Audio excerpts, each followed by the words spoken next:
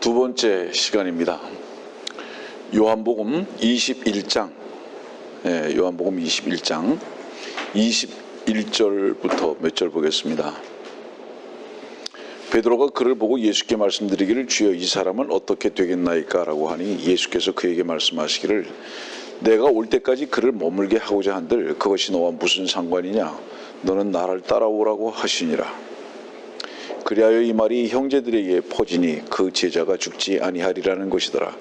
그러나 예수께서는 그가 죽지 않을 것이라고 말한 것이 아니라 내가 올 때까지 그를 머물게 하고자 한들 그것이 너와 무슨 상관이냐고 한 것이더라. 성경에서 주님께서 쓰시는 사람들의 사역의 특징은 그 어떤 사람을 통해서 주님께서 어떤 일을 어떤 경륜 속에서 이루고자 하시는 것인가에 대한 분명한 메시지를 우리들에게 많이 보여주십니다. 여기 지금 요한복음 21장에는 20절에 베드로가 나오고요. 그 다음에 첫 번째 시간에도 얘기했듯이 요한이라는 이름은 기록되지 않지만 주의 가슴에 기대어 있는 자, 바로 이 요한을 말하고 있는데 그 요한을 향해서 베드로가 이렇게 질문을 합니다. 이 사람은, 그 요한은 어떻게 되겠습니까? 왜? 베드로는 말씀을 하시기를 18절 말씀 보면 네가 젊어서는 너의 허리띠를 스스로 두르고 원하는 곳으로 다녔어도 늙으면 네 팔을 벌리고 다른 사람들이 띠를 둘러주며 또 원치 않는 곳으로 너를 데려가리라고 하시더라. 베드로의 죽음이 어떻게 죽음으로 그의 삶이 어떻게 종료될 것인가에 대해서 주님은 말씀하시는 거예요. 베드로는 이제 요한에 대해서 관심이 있습니다. 그렇다면 주의 가슴에 기대어 있던 요한은 어떻게 되겠습니까? 라고 물어봅니다. 우선 여러분들은 이걸 아셔야 돼요. 베드로와 요한과 바울은 신약 성경의 대표성을 가진 세 사람의 사도입니다. 그런데 이 베드로는 항상 보면 유대인의 사도입니다. 유대인의 사도고 복음의 터를 시작한 사람입니다. 반면에 바울은 모든 것을 다 건축한 사람이에요. 그 교리를 완성했다는 의미죠. 그러나 요한은 생명의 주 예수 그리스도를 전했던 사람입니다. 요한 그러면, 제자 요한 그러면 몇 가지 생각나는 단어들이 있는데 사랑이나 혹은 생명이나 혹은 빛이나 진리나 이런 단어들이 특징 지어져서 등장하고 있지만 무엇보다도 요한의 사역 가운데에 두 가지의 단어를 만일에 말한다면 하나는 사랑이고 하나는 생명입니다. 베드로의 그런 질문을 하는 이유는 뭐냐 하면 베드로는 죽습니다. 끝나요. 꼭 무엇과 같냐면 유대인들의 사역의 종료를 그림자로 보여주시는 것과 같은 메시지를 이 말씀 속에서 볼 수 있습니다. 그러다가 요한에 대해서 한 질문에 대해서 주님께서는 뭐라고 말씀하시냐면 내가 올 때까지 그를 머물게 하고자 한들 그것이 너와 무슨 상관이냐.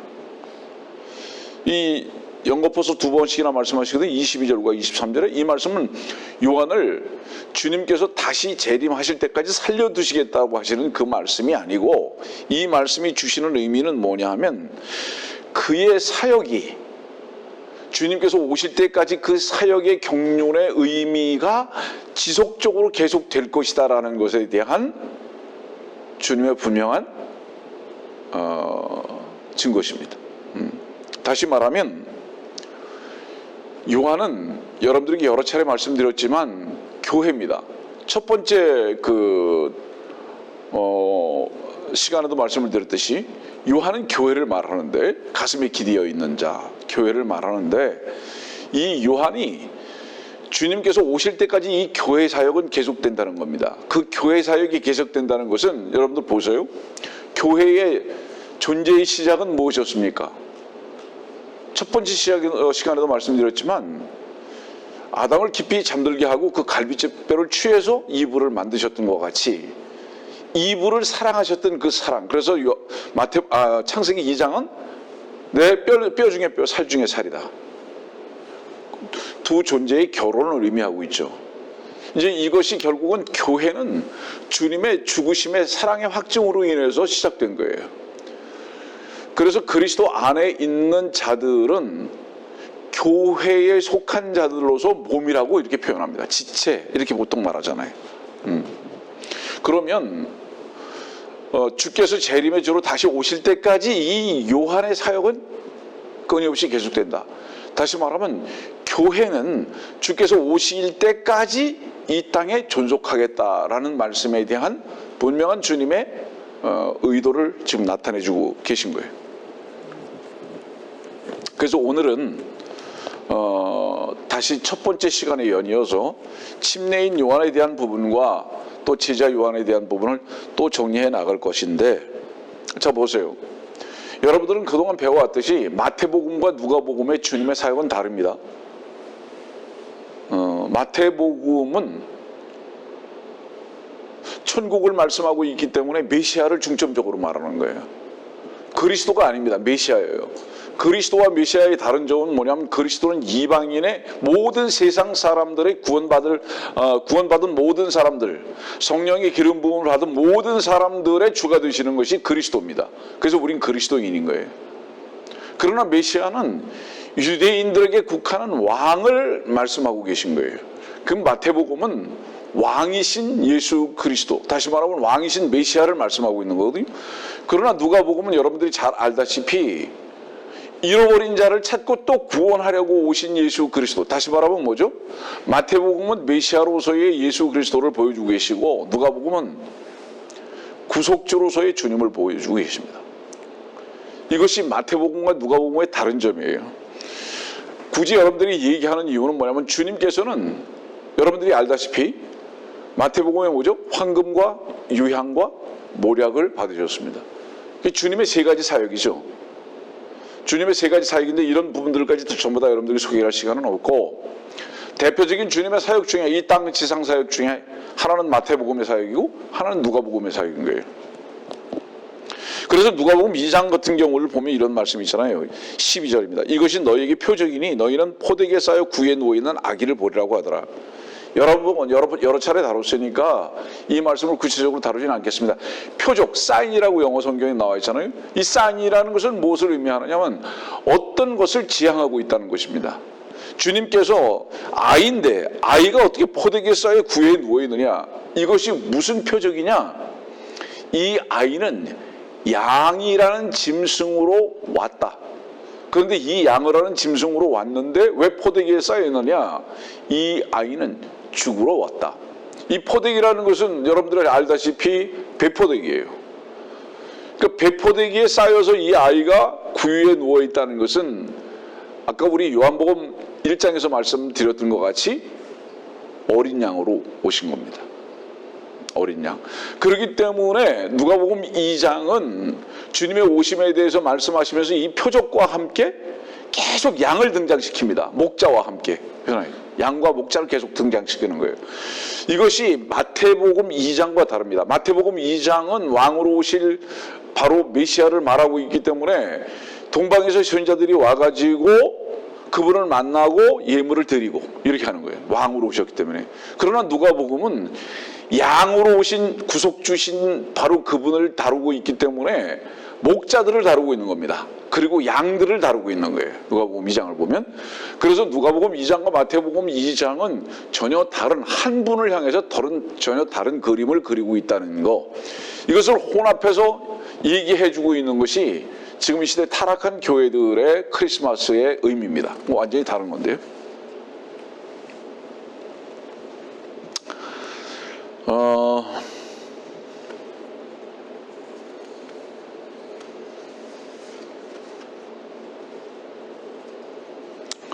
마태복음 3장 말씀 좀 보겠습니다. 마태복음 3장 4절.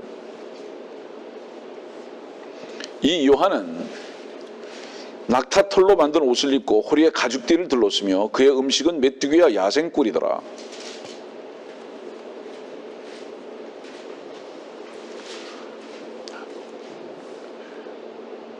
우리는 광야에 사는 사람들입니다. 이 세상에 사는 사람들이라고요. 그리고 이미 이 세상을 물로 보고 광야로 보는 우리들은 이미 이 세상이라는 곳에서 죽었습니다. 이 세상이라는 곳에서 죽었다는 것은 이 세상이 우리들의 삶의 근거가 될 수 없다는 것을 말하는 거예요. 우리는 여기서 무엇인가를 얻을 수 있는 가능성이 아주 원천적으로 차단해 버려졌다는 것을 인정해야 합니다. 우리는 이 말씀 속에서 무엇을 보느냐? 요한은 분명히 레위 지파인데도 불구하고 도시에서 살지 않고 광야에 나와 있잖아요. 나와 있는데 음식이 뭐냐? 메뚜기와 야생꿀입니다. 하나님께서 주시지 아니하면 결코 먹을 수 없는 자. 이 요한은. 우리도 그것을 인정해야 돼요. 우리는 일은 할 수 있으나 실직으로 인해서라든가 물질이 없는 것으로 인해서 시험을 받아서는 안 됩니다. 네. 같은 조건에서도 다른 것을 누릴 수 있어야 돼요. 며칠 전에 내가 우리 잠깐 교제하면서 그런 얘기했어요. 고통과 통증의 차이를 잠깐 말한 적이 있습니다. 여러분들 보세요. 몸이 아픈 거는 고통이 아니에요. 몸이 아픈 건 통증이에요. 고통은 뭔지 아세요? 고통은 몸이 아프기 때문에 오는 결과를 고통이라 그러지 않고 그거는 통증이라 그러는 거고, 고통이라는 것은 물질이 많아도 복잡한 생각이 고통입니다. 다시 말하면은 여러분들이 몸은 아플 수 있어도 마음은 자유로울 수 있어야 됩니다. 이게 그리스도인이에요. 이것이 고통과 통증의 차이점이에요. 우리는 이 땅에 사는 동안에 몸을 가지고 있기 때문에 통증은 있을 수 있습니다. 아파서. 그러나 우리의 혼이 고통을 받아서는 안 됩니다. 왜냐하면 우리의 혼은 이미 자유함을 얻었기 때문인 거예요. 이 부분은 좀 나중에 기회가 되면 설명하겠습니다. 열왕기하 1장 8절의 말씀 보면 마태복음 3장과 비교되는 말씀인데요. 그들이 그에게 대답하기를 그는 털이 많은 사람이요 허리에는 가죽띠를 띄었더이다 하자 왕이 말하기를 그는 티셉인 엘리야니라 하더라. 이 엘리야를 지금 열왕기하 1장 8절에서 읽어드린 이유가 뭐냐면 마태복음 3장에 낙타 털로 만든 옷을 입은 침례인 요한하고 지금 엘리야하고 비슷한 모습을 지금 보여주고 있다 이 말이죠. 결론부터 잠깐 먼저 소개할까요? 성경에서 말하는 엘리야는 침례인 요한이죠. 예. 혹시 아직 배우지 못한 분들은 이런 부분에 대해서 깜짝 놀랄지 모르지만 주님은 죽으시고 부활하시고 승천하시고 다시 오십니다. 맞죠? 아멘. 그렇습니다. 모세는 분명히 죽었다고 표현하고 있지만 시체를 찾지 못합니다. 그리고 그는 다시 오신다고 말합니다. 마태복음 17장에 나타나는 거죠. 엘리야는 회오리바람을 타고 하늘로 올라갔습니다. 그리고 그 엘리야는 지금 침례인 요한이라는 이름으로 다시 온 겁니다. 2000년 전에. 지금 이걸 말하는 거예요. 다른 측면에서 좀 대표성을 가진 사람을 말할게요. 유다 이스카리옷은 분명히 죽었으나 자기 거처로 갔습니다. 그리고 그는 다시 육신의 몸을 입고 다시 올 것입니다. 사람의 이성으로 볼 때는 설명할 수 없는 것이지만 하나님께서는 바로 이런 일을 하십니다. 예. 왜냐하면 하나님의 일은 사람의 생각으로 논리로 확인할 수 없는 신비에 속한 부분과 여기 신비에 속한 부분이 성경에 너무 많잖아요. 이 신비라는 것은 뭐를 의미하죠? 사람이 논리적으로 이론적으로 설명할 수 없는 것들을 말하는 것입니다. 그래서 지금 이 침례인 요한은 엘리야의 모습과 어떻게 닮았으며 엘리야는 과연 정말로 침례인 요한일까라는 것에 대해서 여러분들에게 정리해 나가기를 원하는 겁니다. 다시 말하면 엘리야와 침례인 요한은 다른 존재가 아니라 동일한 인물이다. 그 열왕기하 2장 11절의 말씀 보면 우리 잠깐 보겠습니다. 열왕기하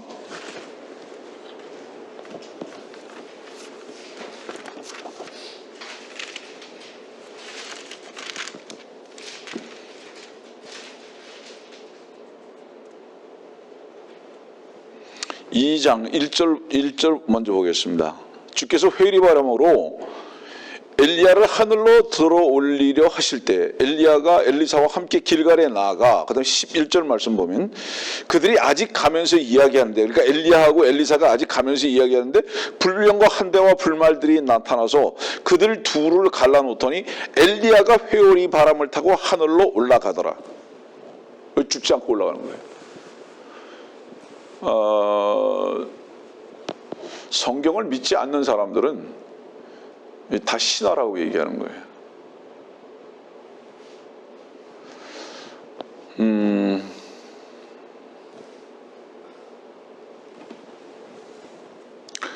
우리가 많은 어려움도 외로움도 불안함도 있을 수 있지만요.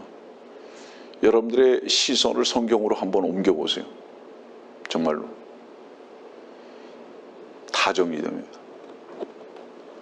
왜 정리가 되는지 아세요?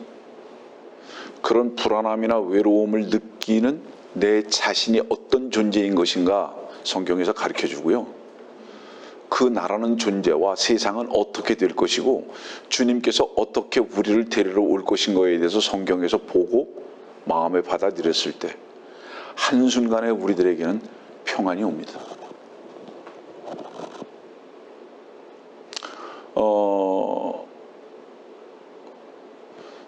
저도 자유롭지 못한 몸을 가지고 있습니다. 그러나 저는 이런 생각합니다. 어떤 환경에서든지 내가 15년 이상을 살겠냐. 주님이 속히 안 오신다 만일에 할지라도 내가 15년 이상 살겠냐. 그러면 15년을 뒤돌아보니까요. 너무 잠깐인 거예요. 너무 잠깐인 거예요. 이 말씀을 드리는 이유는 무엇인가? 이 세상은 잠깐 지나가는 겁니다. 힘들어하지 마세요. 예? 갈등하지도 마세요. 두려워하지는 더구나 마세요. 다 지나갑니다. 네. 가끔 얘기하지만 바람과 소나기가 쏟아지고 부는 것 같지만 반드시 그치게 되어 있습니다. 그리고 그것이 언제일지는 몰라도 우리 자신이 주님의 품에 안길 때에 바로 그 모든 것들은 끝날 것입니다. 얼마 안 남았어요. 네? 이 세상은 한순간에 다 지나가는 것입니다. 전 그때를 그래서 기다리고 있는 겁니다. 엘리야는 죽지 않고 하늘로 올라갔어요. 근데 지금 침례인 요한이라는 이름으로 다시 와가지고 목배임을 당한 겁니다. 아까 우리 마태복음 14장 봤잖아요. 예. 그 우리 마태복음 17장 3절 말씀 봅시다. 마태복음 17장 3절.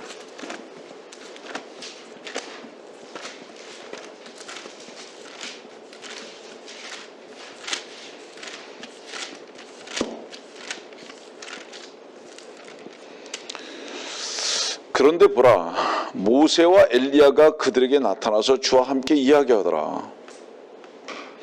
그러자 베드로가 예수께 대답하여 말씀드리기를 주여 우리가 여기 있는 것이 좋사오니 주께서 원하시면 여기에 장막 셋을 짓되 하나는 주를 위하여 하나는 모세를 위하여 하나는 엘리야를 위하여 짓겠나이다 라고 하더라.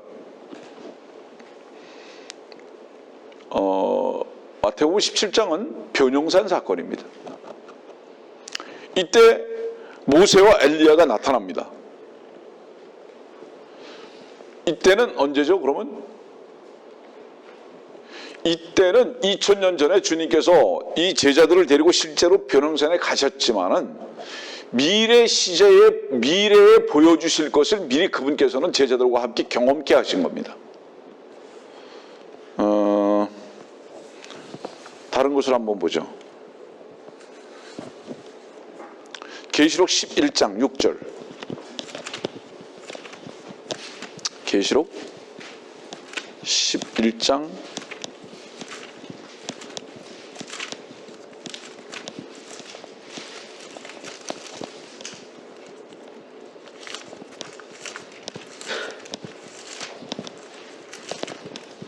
6절입니다. 그 앞에 잠깐 읽을게요. 3절부터 내가 나의 두 증인에게 권세를 주리니 그러면 그들이 굵은 베옷을 입고 1260일을 예언하리라고 하더라. 이들은 땅에 하나님 앞에 서 있는 두 올리브 나무이며 두 촛대니라. 6절 이들에게는 이 두 사람의 두 촛대 두 증인 이들에게는 하늘을 닫는 권세가 있어서 그들이 예언하는 날 동안 비를 오지 못하게 하고 물을 피로 변하게 하는 권세도 있어 원하는 때면 언제든지 온갖 재앙으로 땅을 치리로다. 이 두 사람은 지금 모세와 엘리야인데요. 지금 모세와 엘리야를 말하면서 6절 말씀은 하늘을 닫는 권세가 있어 예언하는 날 동안 비를 오지 못하게 하고, 이거 엘리야예요. 이게 엘리야거든요. 그 다음에 물을 피로 변하게 하는 권세도 있다. 이건 모세를 말하는 겁니다. 이게 출애굽 때에 10가지 재앙 때에 바로 이 일이 있었죠. 그런데 하늘을 닫는 권세가 있어서 요즘 그 인디언 기우제라는 말을 합니다. 인디언 기우제. 그 인디언 기우제라는 말은 뭐냐면 비가 안 오면은 아무것도 할 수 없으니까. 그러니까 인디언들은 비가 올 때까지 기우제를 지내는 거예요. 매일 기우제를 지내는 겁니다. 비가 올 때까지 지내는 거예요. 이 말씀을 여러분들이 하는 이유가 뭔지 아세요? 예를 들어서 1년 동안 비가 안 와요. 1년 동안 계속 기우제 지내는 겁니다. 2년 동안 비가 안 와요. 2년 동안 계속 기우제 지내는 겁니다. 그러다가 2년 딱 지나고 3년 되는 첫날 비가 왔어요. 그게 인디언 기우제입니다. 눈치챘는지 모르지만 무슨 얘기냐면 기우제를 지냈기 때문에 비가 온 게 아니라 비가 올 때까지 기우제를 지냈다 이 말이죠. 이것은 기우제를 지냈기 때문에 비가 온 게 아니라 그러니까 기우제 때문에 비가 온 게 아니라는 뜻이죠. 올 때가 돼서 왔다는 얘기죠. 그러나 엘리야는 하늘을 닫을 권세가 있었습니다. 그냥 비를 못 오게 하는 거예요. 엄청난 사람이죠, 이 사람이. 그래서 하나님께서 이 두 사람을 통해서 모세와 엘리야를 통해서 엄청난 일을 하신 거예요. 마태복음 11장 말씀 한번 보겠습니다.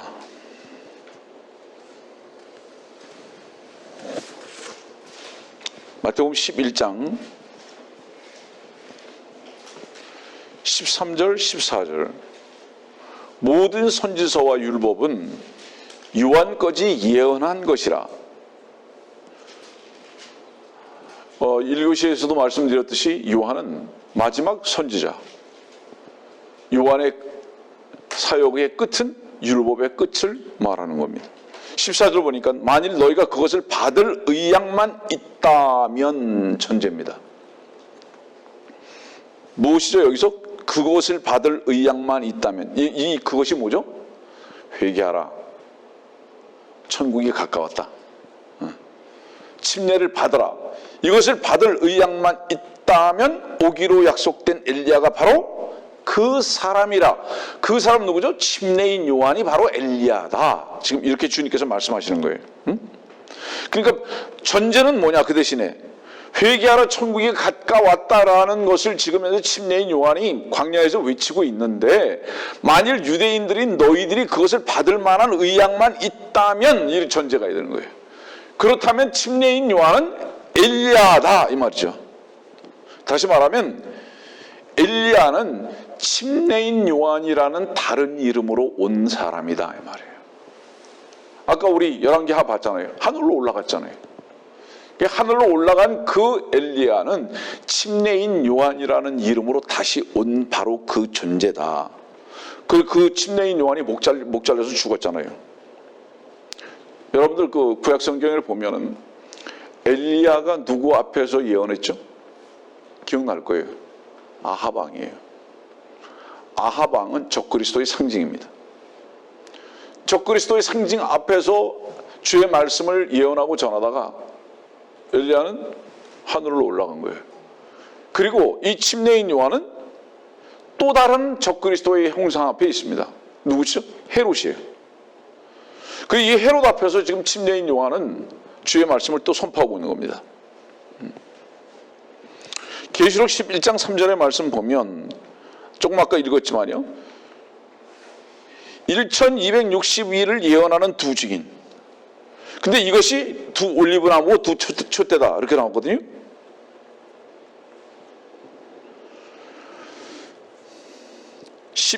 계시록 11장 8절입니다.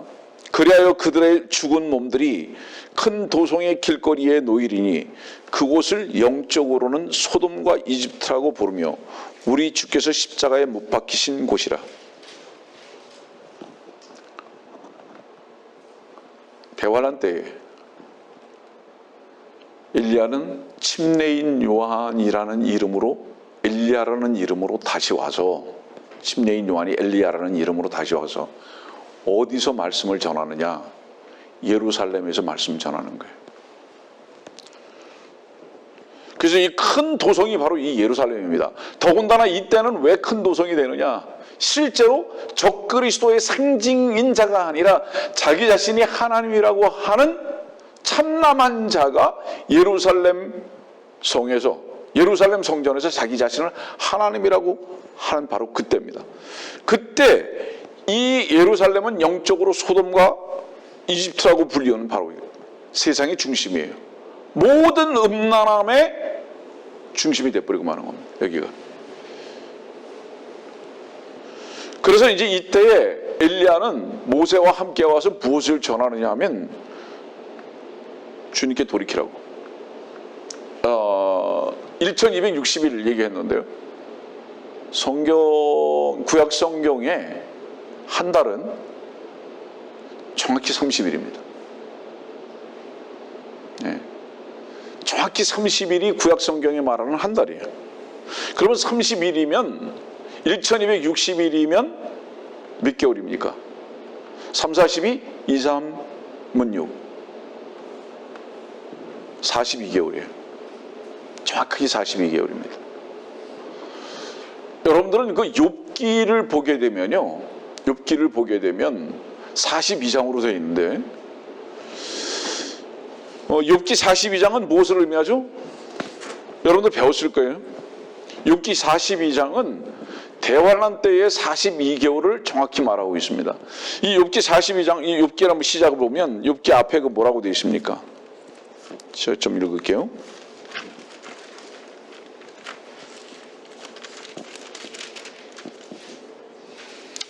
(1장 1절이죠) 우스 땅에 한 사람이 있었는데 그의 이름은 욥이며 그랬습니다. 여기 이 우스 땅이 어디죠? 여러분들 너무 잘 아시죠? 여기 이 우스 땅은 사해 바로 남단 요르단 지역인데요. 여기는 우리가 보통 아마 페트라라고 여러분들 잘 알 거예요. 붉은 바위로 이루어진 페트라, 바로 그것을 얘기하는 이 우스 땅. 여기에 이스라엘 백성들이 피난해 가지고 있는 거죠. 이 피난해 가지고 있는 동안 42개월을 여기서 환란을 통과하면서 지금 지내는 거예요. 그래서 이 이스라엘의 의로운 자들이 우스 땅에서 결국은 피난하는 바로 그 지역을 말하고 있습니다. 이 42개월 동안 모세와 엘리야는 두 증인으로서 지금 예루살렘에서 말씀을 전파하는 거예요. 네, 회개하라고.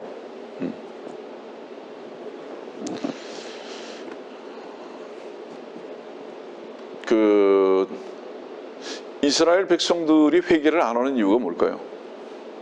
혹시 압니까? 생각해 본 적이 있어요?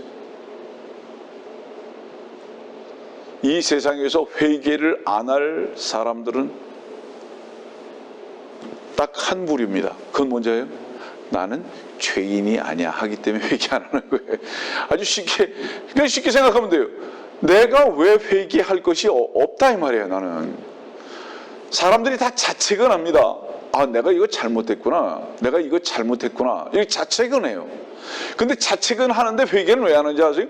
자책은 스스로 돌이킬 수 있다고 생각하는 자기 자신이 무엇인가를 생각하고 내가 바꾸지 뭐 라고 생각하는 사람들은 자책이라고 말하는 거예요. 근데 회개는 뭔지 아세요? 자기 자신을 끝내고 예수 그리스도라는 생명으로 새롭게 시작하는 거예요. 회개는 자기가 죽음을 전제로 하는 게 회개인 거예요. 내가 끝나는 것을 전제로 하는 거거든요. 근데 사람들이 왜 회개를 안 하냐? 나는 고쳐나가면 된다고 생각하는 거예요. 그렇기 때문에 자책은 하지만 회개는 절대로 안 하는 거예요. 그러니까 이 시대의 모든 모임들이 다 종교가 된 이유가 뭐냐면 회개가 없어요. 뭐 여기가 잘못됐으면 이거 좀 고치지 뭐. 여기 상처가 났으면 좀 꼬매고 좀 고치지. 이것만 생각하지. 자책만 생각하지. 완전히 내 자신이 끝나야 할 존재라는 것을 인정 안 하는 거예요. 그래서 예수 그리스도가 참으로 주인된 바로 이 새 생명의 삶을 필요로 하지 않아요. 자기를 계속 개발하만 해나가기만 하는 거예요. 이것은 무엇을 의미하죠? 자기 자신을 자기가 높게 평가하고 있는 거예요. 나는 끝날 정도는 아니야. 고쳐나가면 돼. 그래서 여러분들 우리 욥기의 다른 말씀을 한번 볼까요? 욥기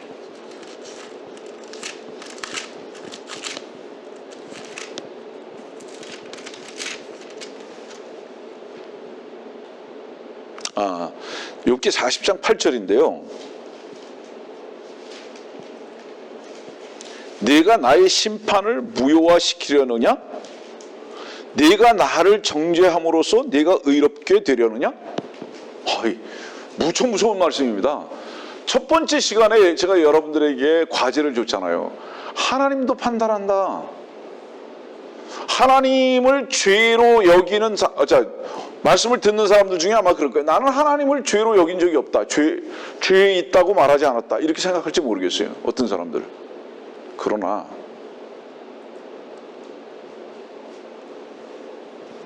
다른 사람보다 내가 더 의롭다고 주장하는 그 사람은 하나님을 정죄하고 있는 거예요.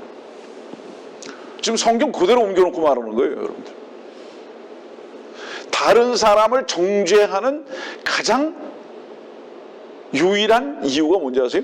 그 사람보다 내가 더 의롭다는 것을 보여주고 싶은 심리에서 그렇습니다. 나는 너와 같지 않아. 나와 그를 비교하는 겁니다. 상대적으로 나와 그를 비교함으로써 내가 그의 위에 있다는 것을 나타내 보여주기 위한 자기 교만의 상황입니다. 여러분들 누가복음에서 늘 등장하는 것과 같이 의롭다고 주장하고 싶은 바로 이 동기입니다. 다른 사람들을 폄하하는 이유는 단 하나예요. 그렇기 때문에 우리들도요, 다른 사람들을 향해서 손가락질을 하게 되거나 판단하는 마음이 있으면 그들이 실상 어떠하든지 간에 내가 그들보다 낫다는 교만의 우위를 갖기 위한 죄에서부터 출발한다는 것을 절대로 인정하십시오. 그것이 우리 속에 있는 거예요. 그런 자들은 하나님까지도 정죄합니다. 여러분들 하나님을 왜 정죄하는지 아세요? 다른 거 없어요. 하나님보다 자기가 높다는 거예요. 이것이 루시퍼입니다. 아까 말씀드렸잖아요. 하나님 살인자예요. 한순간에 수십만씩 죽여버렸어요, 그분이. 이걸 어떻게 할 겁니까, 여러분? 잠깐 팁을 드릴게요.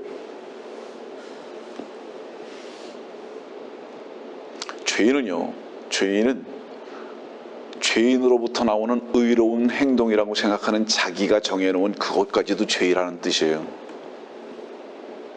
아세요? 늘 말하잖아요. 개는 향수를 뿌리고 침대에서 자고 꼬리를 쳐도 개라고요.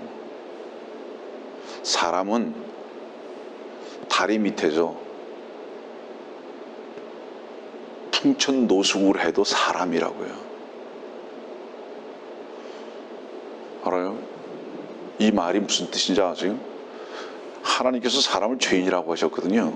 그 죄인인 사람이 하는 그 어떤 것도 자기 생각에 나는 의롭다 하는 것이지 그것이 죄다는 뜻이에요. 그래서 성경은 계속 나무를 다루고 있는 겁니다. 네? 그러나 하나님은 오직 의로운 이는, 선하신 은인 하나님 한 분뿐이시다는 그 의미는 무엇인지 아십니까? 내가 정한다, 이것이 절대적인 것이다, 이 말씀이에요. 내가 정하는 것이 절대적인 것이다, 이 말입니다. 여러분들은 이것을 만일에 인정한다면 하나님께서 받으시는 것이 무엇인가에 대해서만 관심이 있을 겁니다.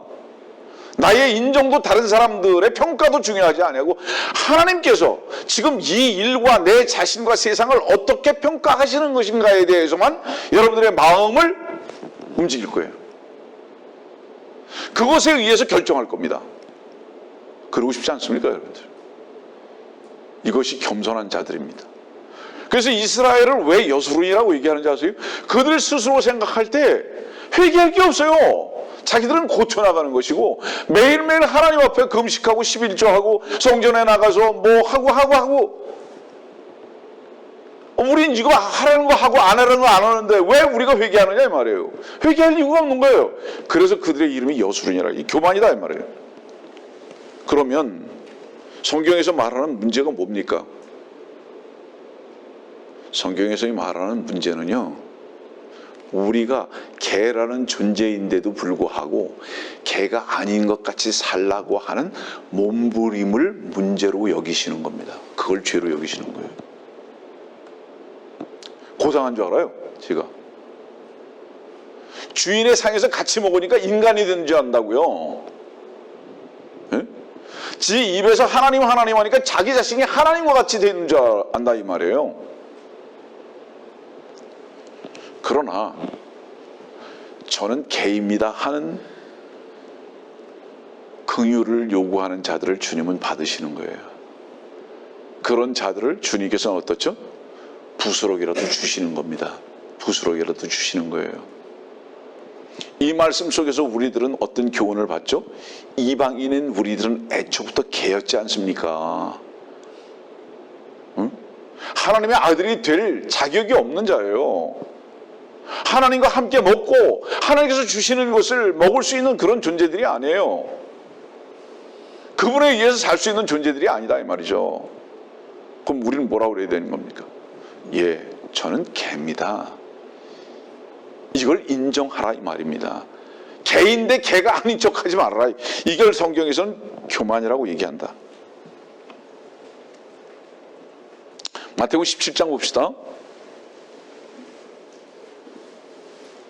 2절, 그들 앞에서 변형되시니 그의 얼굴은 해처럼 빛나고 그의 옷은 빛처럼 휘어지더라. 그런데 보라, 모세와 엘리야가 그들에게 나타나서 저와 함께 이야기하더라. 베드로가 이렇게 얘기했어요. 장막을 지을까요? 이게 장막을 지을까요? 그렇게 물어봤어요. 질문.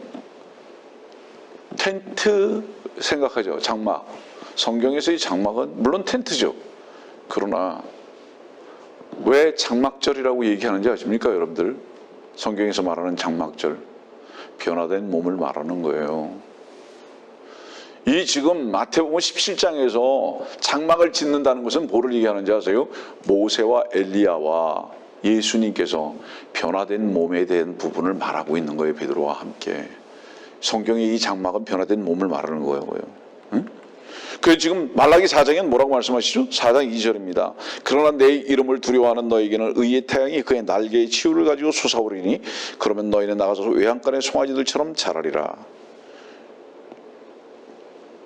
이 말라기 4장은 마태복음 17장의 바로 변형산의 모습을 보여주고 계신 겁니다. 깜깜한 어둠이었는데 태양이 솟아 올라오다 보니까 그 얼굴에 빛이 발산하게 됩니다. 예. 우리도 그때는 이렇게 변화된 몸이 될 것입니다. 얼마 많이 남지 않았어요. 지금 이 마태복음 17장에 나타나고 있는 베드로가 베드로후서 1장 볼까요? 17절에 뭐라고 말씀하시는가요? 지극히 큰 영광으로부터 이러한 음성이 그에게 들려오기를 이 내 사랑하는 아들이요 그 안에서 내가 매우 기뻐하노라 하실 때에 그가 하나님 아버지로부터 존귀와 영광을 받으셨느니라.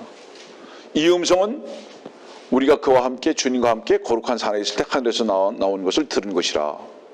지금 베드로후서에 지금 베드로가 기록한 것은 마태복음 17장에 베드로가 친히 경험한 그것을 옮겨놓고 지금 기록해 놓은 것인 것을 압니다. 그 사랑하는 아들이다. 이 두 번에 걸친 큰 사건이 있어요. 우리 다시 마태복음으로 갑니다. 오늘도 혹시 끝나지 못할 수가 있겠지만은 마태복음 3장에 보면은요 17절의 말씀 보니까 이는 내 사랑하는 아들이요 그 안에서 내가 기뻐하노라고 하시니라. 그때에 예수께서 마귀에게 시험을 받으시려고 성령의 인도함으로 광야를 가시니라. 40일 낮과 밤을 금식하신 후 시장하게 되셨을 때에 이 마태복음 지금 3장은 마태복음 17장과 어떤 차이가 있는지 아세요? 동일하게 사랑하는 아들이고 그를 기뻐하는데 마태복음 17장과 3장의 차이점은 뭔지 아세요? 마태복음 3장은요 침례를 받고 물에 들어갔다 나오시고 난 다음에 하나님의 아들로 입증되셨거든요. 그리고 나서 그 영광의 얼굴로 변화되는 게 아니에요. 광야로 나갑니다. 여러분들 우리가 하나님의 아들들이 되면 모든 것이 다 풍성한 줄로 생각합니다. 천만에요. 하나님의 아들에 대해서 하나님께서 우리 마음 안에 기쁨과 감사를 회복하잖아요. 세상은 우리를 거칠게 다루기 시작합니다. 거기로 우리를 내보내시는 거예요. 그러나 마태복음 17장의 위치에 반드시 우리가 곧 설 거거든요. 그때는 변형된 얼굴로서 주의 영광과 주님의 그 큰 풍성함을 동일하게 같이 누릴 것입니다. 우리는 그때까지 기다리는 거예요. 이것이 마태복음 3장과 17장의 다른 차이점입니다. 네.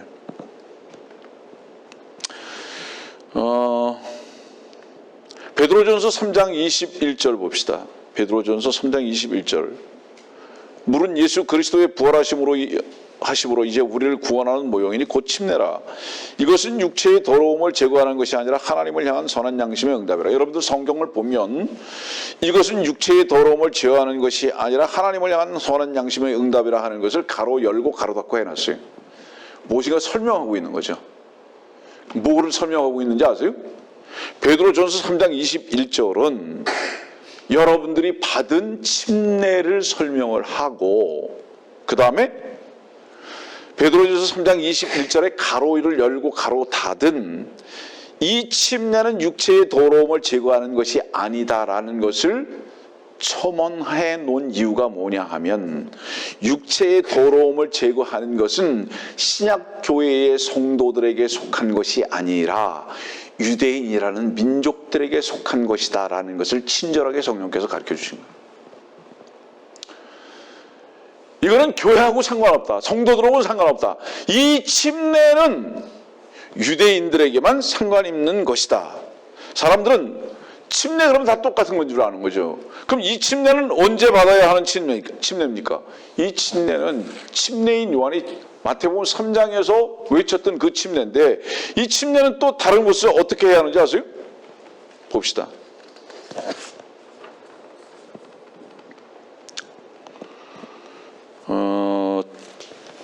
계시록으로 가봅시다.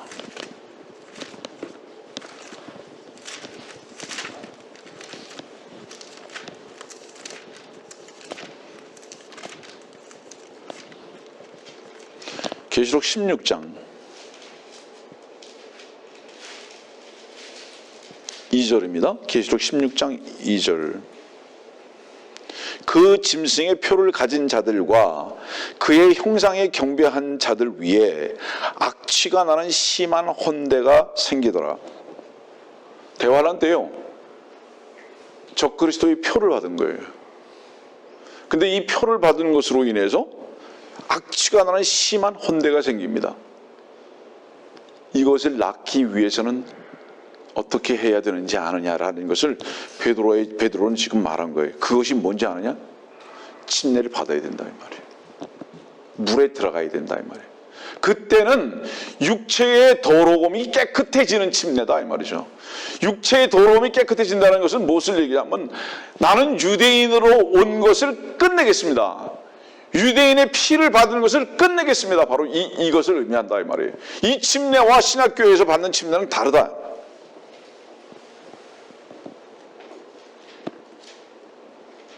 자, 그런데 분명히 지금까지 여러분들이 배운 대로 엘리야는 침례인 요한이 분명한데, 그런데 요한복음 1장에는 뭐라고 말씀하시는지 한번 보세요. 요한복음 1장 21절을 보니까 그들이 묻기를 그러면 네가 무엇이냐? 네가 엘리야냐고 하니 그가 말하기를 너는 아니라 하자. 그러면 네가 그 선지자냐 하니 그가 대답하기를 아니라고 하더라. 요한은 지금 침례인 요한은 엘리야가 아니래요. 선지자도 아니래요. 분명히 지금 침례인 요한이라고 주님께서는 말씀하시는데 요한 자신은 아니라고 말한단 말이에요. 이걸 어떻게 설명해야 될까요? 요한은 아니래요. 주님은 그렇대요. 여러분들은 한 가지 다시 꼭 확인해야 할 것이 있습니다. 그게 뭐냐면 마태복음 11장 14절 말씀 보면 만일 너희가 그것을 받을 의향만 있다면 전제라고 그랬잖아요. 그러면 요한복음 1장에서 침례인 요한은 뭐를 이미 알고 있는지 아세요? 유대인들이 나를 엘리야로 받아들이지 않을 것이다라는 것을 아는 거예요. 다시 말하면 유대인들은 회개 안 할 거다. 나는 분명히 엘리야로 왔지만은 내가 왜 엘리야가 아니라고 말하는 줄 아느냐? 엘리야는 주의 길을 평탄케 하고 엘리야는 분명히 메시아를 받아들일 수 있도록 마지막에 그들이 말라기 4장에 의해서 다 회개하고 돌이키게 하는 바로 그 일을 할 것인데 내가 그걸 위해서 왔는데도 이스라엘 백성들은 나의 선포를 절대로 받아들이지 않을 거다. 이것을 알기 때문에 요한복음 1장에서는 나 아니다. 엘리야도 아니고 선지자도 아니다. 이렇게 말하는 거예요. 다시 말하면 무슨 뜻이죠? 나는 다시 죽고 다시 내가 올 때가 있어. 그때 엘리야로 올 거야 이 말이에요. 다시 말하면 지금 현재 그 당시에 엘리야가 요한복음 1장에 질문 받았을 바로 그때 엘리야는 뭐를 알고 이 침례인 요한은 뭐를 알았느냐?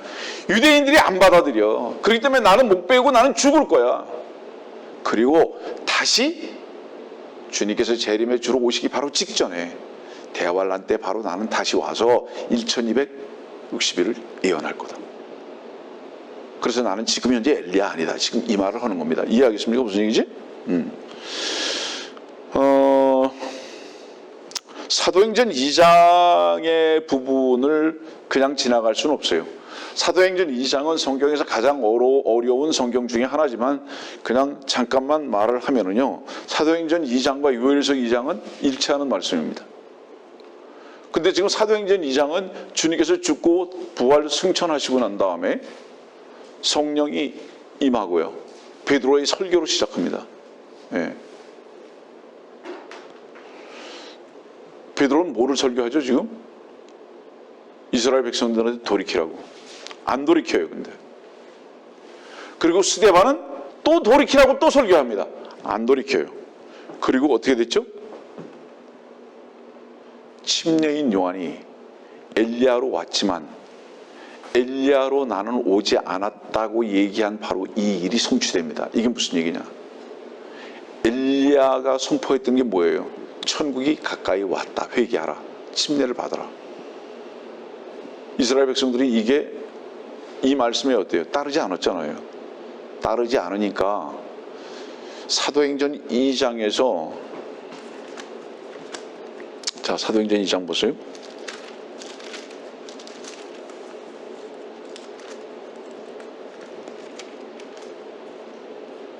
(38절입니다) 37절 38절 그들이 이 말을 듣고 마음에 찔림을 받아 베드로와 다른 사도들에게 말하기를 형제 여러분 우리가 어찌하여 하리이까라고 하니 베드로가 그들에게 답변하기를 회개하라 그리고 죄들을 사함받은 것으로 인하여 너희 각자는 예수 그리스도의 이름으로 침례를 받으라 그리하면 너희가 성령의 선물을 받으리라.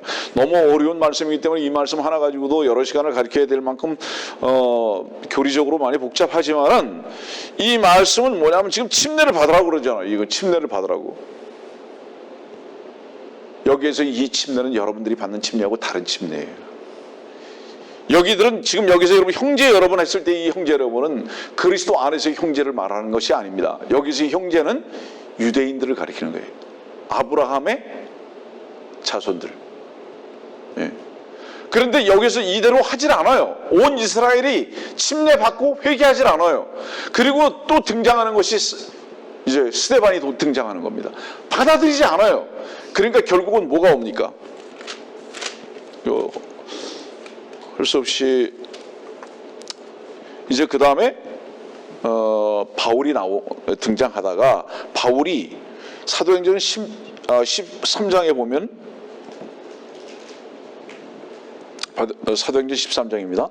46절 그때 바울과 바나바가 담대하게 말하기를 하나님의 말씀을 먼저 너희에게 전하는 것이 마땅하나 너희가 그 말씀을 외면하고 너희 스스로가 영생을 받을 자격이 없다고 판단하였으니 보라 우리가 이방인들에게로 향하노라.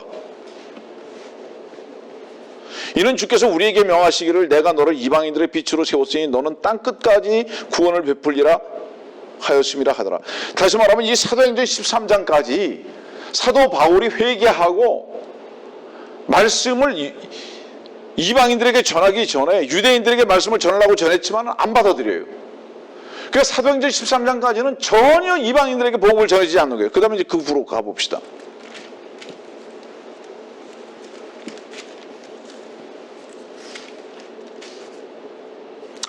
사도행전 18장 그러나 유대인들이 반박하며 6절이에요. 사도행전 18장 6절 그러나 유대인들이 반박하며 모독하자 그는 옷을 털며 그들에게 말하기를 너희 피가 너희 머리에게로 돌아갈 것이요 나는 깨끗하니라. 이제부터는 내가 이방인들에게로 가리라고 하더라. 그러면 사도행전 2장에는 그 다음에 스데반이 죽고 난 바로 그 전까지만 하더라도 뭐예요? 복음은 이방인들에게 전해지지 않았어요. 이것은 무엇을 의미하죠? 이것은 유대인들에게 집중했던 그 말씀을 그들이 침례와 회개를 받아들이지 않으니까 제자들이 이방인들로 옮겨진 거예요. 이것이 교회를 나타내기 시작한 겁니다. 핵심 중요한 거 사도행전 2장에서 베드로의 설교와 스데반의 설교를 유대인들은 안 받아들여졌기 때문에 천국이 연기되었습니다. 그 연기되는 2000년이라는 연기점에 이방인들의 구원이 시작된 겁니다. 그리고 여러분들도 복음을 듣고 구원을 얻게 된 거예요. 그래서 2000년이라는 시간 속에서 천국은 연기되고 하나님의 나라가 지금 시작된 겁니다. 지금 이게 바로 이게 하나님의 나라인 거예요. 그래서 요엘서 2장과 사도행전 2장에 있는 이 말씀은 사실 순복음에서는 지금 이것을 현재적으로 적용해가지고 이상한 교리를 만들어서 그 이단 교리가 돼버리고 만 것이지만 재림의 주님은 아직 오지 않으셨습니다. 재림의 주님이 오실 때에 사도행전 2장은 비로소 성취되기 시작할 겁니다. 여러분들 그 새로운 사실을 여러분들에게 조금 말하고 싶어요. 마태복음 13장에는요 천국의 비유가 끝납니다. 이거 중요한 관점이에요. 마태복음 13장에 천국의 비유가 끝나고요 14장에 무슨 말이 시작되는지 아세요? 마태복음 14장 보세요. 마태복음 13장은 여러분들 기회 있을 때 공부하세요. 천국의 비유 끝나요. 끝나고 마태복음 14장 2절 보니까 그의 신하들에게 말하기를 이 사람은 침례인 요한이라 그가 죽은 자들로부터 살아났으므로 그의 안에서 권능이 나타나는 것이라고 하더라. 여기 살아난 것이 나옵니다. 부활이 나와요. 이 부활을 누가 얘기하죠? 이 부활은 헤롯이 얘기합니다. 다시 말하면 마태복음 14장에 부활을 얘기하는데 14장에 여러분들 첫 번째 교시에서 누구를 지금 다뤘습니까? 침례인 요한 다뤘죠. 침례인 요한은 무슨 뜻이에요? 다시 부활로 올 것이다 이 말이에요. 놀랍죠. 천국은 뭐죠? 유대인들에게 전했던 말씀이잖아요. 이것이 끝나고 나서 침례인 요한은 죽잖아요. 이 마태복음 14장 죽죠 이제. 천국이 안 받아들여지니까 죽는 거예요 침례인 요한이. 그리고 침례인 요한은 죽었지만은 다시 부활로 올 것이다 이 말이에요. 성령의 말씀의 조명과 순서는 이렇게 무서우리만큼 소름이 끼칠 만큼 정확합니다. 하나님의 말씀인 것을 부인할 수가 없어요. 이 말씀은 제가 여러분들에게 처음으로 이제 제시하는 건데요. 마태복음 17장의 말씀을 보고 이제 결론을 내리겠습니다. 마태복음 17장 3절 말씀 보니까 모세와 엘리야가 등장하는데 주와 함께 이야기하더라 그랬어요. 한 산에서 같이 얘기해요. 그죠? 변형산 한 산에 있잖아요 지금. 읽을게요. 시간 조금 지나가도. 마태복음 17장 1절. 엿새 후에 예수께서 베드로와 야고보의 형제 요한을 데리고 따로 떨어져 있는 높은 산으로 올라가시니 그들 앞에서 변형되시니 그의 얼굴은 해처럼 빛나고 그의 옷은 빛처럼 휘어지더라. 그때 모세와 엘리야가 같이 등장하는데 요 기점이 언제냐 이 말이죠. 주님이 재림하실 바로 그 기점에 모세와 엘리야와 예수님이 함께 계시다고. 어디에? 따로 떨어져 있는 한 산에. 그렇죠? 따로 떨어져 있는 한 산에. 이 산은 어느 산이죠? 이 산은 신의 산입니다. 근데 놀라운 것은 여러분들 이 산이 왜 중요한지 아세요? 나중에 집에 가셔서 보세요. 다 읽어볼 수가 없으니까 출애굽기 24장에 보면 모세가 이 산에 올라가 가지고 출애굽기 24장 18절일 겁니다. 18절의 말씀 보면 모세가 이 산에 올라가서 40일 금식해요. 이 산에 지금 변형산이에요. 신의 산. 여기 올라서 40일 금식해요. 그 다음에 열왕기상은 제가 읽어드릴게요. 열왕기상 19장 8절입니다. 그가 일어나 엘리야예요. 먹고 마시고 그 음식의 힘으로 40일 밤낮을 가서 하나님의 산 호렙에 이르렀더라. 엘리야도 40일 동안 금식해요. 여기서. 그 다음에 주님께서 마태복음 4장 봅시다. 마태복음 4장. 오늘 여러분들이 중요한 관점을 몇 가지 지금 좀 새롭게 전하는 거예요. 마태복음 4장도 보면 2절 말씀 보시겠습니다. 40일 낮과 밤을 금식하신 후 시장하게 되셨을 때에 주님도 40일 낮과 밤을 금식하십니다. 바로 여기가 신의 산이에요. 주님도 거기서 금식하세요. 두 가지를 전합니다. 신의 산 그러면 생각나는 게 뭘까요? 율법 생각나죠. 십계명, 율법. 여러분들 성경에서 말하는 율법이 얼마나 무서운지 아세요? 이스라엘 백성들이 회개하지 않은 이유는 그들이 율법을 지키고 있다고 생각한 것 때문입니다. 그렇기 때문에 그들은 40일이라는 죽음의 숫자를 경험할 수밖에 없습니다.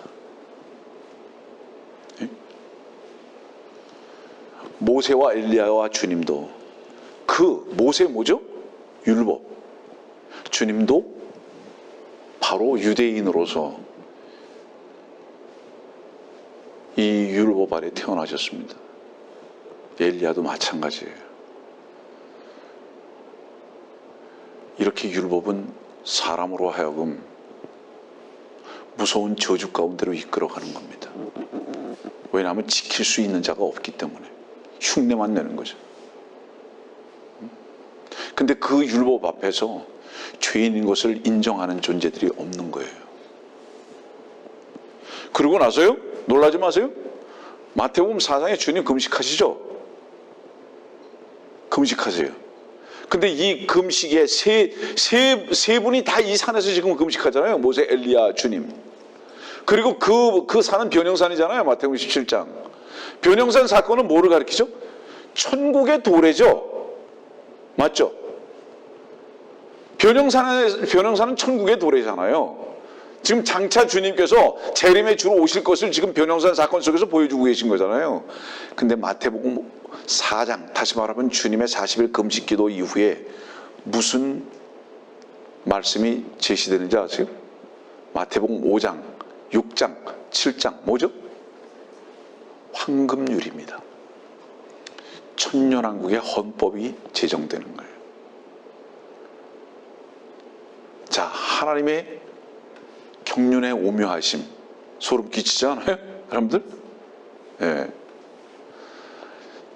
주님이 모세와 엘리야와 주님과 40일을 금식하시고 난 다음에 반드시 그 고통 가운데 있고 난 다음에 이스라엘 백성들의 40개월, 욥기는 42개월인데요. 정확하게 40개월이 된 다음에 주님께서는 재림하시는 겁니다. 그리고 천국 봄이 선포되는 거예요.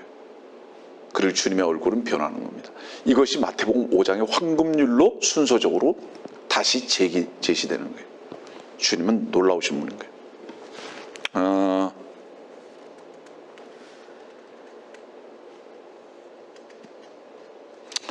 마태복음 17장 10절 말씀 제가 좀 줄이겠습니다. 시간을. 주의 제자들이 주께 물어 말씀드리기를 어찌하여 서기관들은 엘리야가 먼저 와야 한다고 말하나이까 하니 예수께서 그들에게 대답하여 말씀하시기를 과연 엘리야가 먼저 와서 모든 것을 회복할 것이니라. 그러나 내가 너에게 말하노니 엘리야가 이미 왔으나 사람들이 그를 알아보지 못하고 그를 마음대로 둬야 했도다. 이와 같이 인자도 그들에게 고난을 받으리라고 하시니라.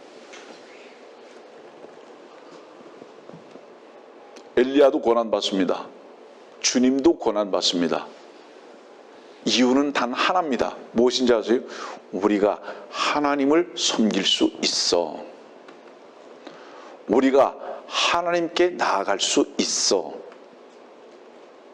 우리는 의롭게 살 거야. 이것 때문에 엘리야도 죽이고 주님도 죽였다 이겁니다. 그것 때문에 고난이 왔다. 여러분들 성경은 씨의 싸움이지만은 정확히 얘기하면 어떤 씨와 어떤 씨의 싸움인지 아십니까? 생명의 씨와 선악을 알게 하는 나무의 씨의 싸움입니다. 이 선악을 알게 하는 나무의 씨는 율법으로 대표되어지고 양심으로 대표되어지는 바로 이 씨를 말하는 것입니다. 이것이 주 예수 그리스도의 은혜와 진리와 사랑을 짓밟아 버리는 것입니다. 이것이 6,000년 인간의 역사예요. 죄의 역사고 이것이 종교의 역사고 이것이 결국은 끝나지 아니하면 심판으로 끝나지 아니하면 절대로 주님께서 왕권을 가지고 서실 수 없다. 요한은 엘리야라는 이름으로 왔어요.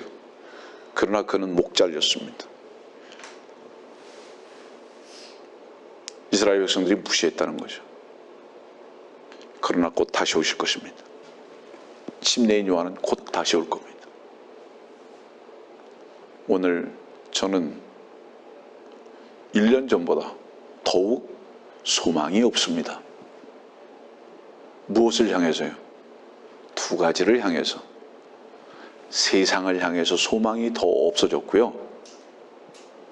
제 자신을 향해서 또한 더 소망이 없어졌습니다. 이것이 절망인 줄 아십니까? 그러나 그것은 절망의 말을 여러분들에게 전하는 것이 아니라 제 자신이 쇠잔해질 수밖에 없음을 제가 알기 때문에 주님 한 분의 융성함 외에는 제 마음 가운데 소원이 없게 됐습니다. 그래서 저는 많은 것으로부터 자유하게 됐습니다. 여러분들, 오늘 이제 더 이상 말씀을 증거할 시간은 없지만 이렇게 마무리합니다. 침례인 요한은 엘리야였다. 그러나 그 엘리야인 침례인 요한은 유대인들의 율법의 교만함 때문에 목배임을 받았고 그들은 회개하지 않았다. 지금 이 시대는 어떨까요? 동일한 길을 가고 있습니다. 종교인들이. 제자 요한은 어떨까요? 제자 요한은 침례인 요한과 함께 그 머리가 없었던 자로서, 여러분들 한 가지 소원이 있다면 혹시 이런 거 아니에요, 여러분들? 내 머리가 없어질 수 있다면, 골치 아픈 이 머리가 없을 수만 있다면 주님 안에서 이 평강을 누릴 수 있을 텐데, 여러분들 혹시 그런 기도는 간절함은 없습니까? 이 기도가 더욱 간절해지길 바랍니다. 우리는 정말 멍청이들이 되기를 기도합시다.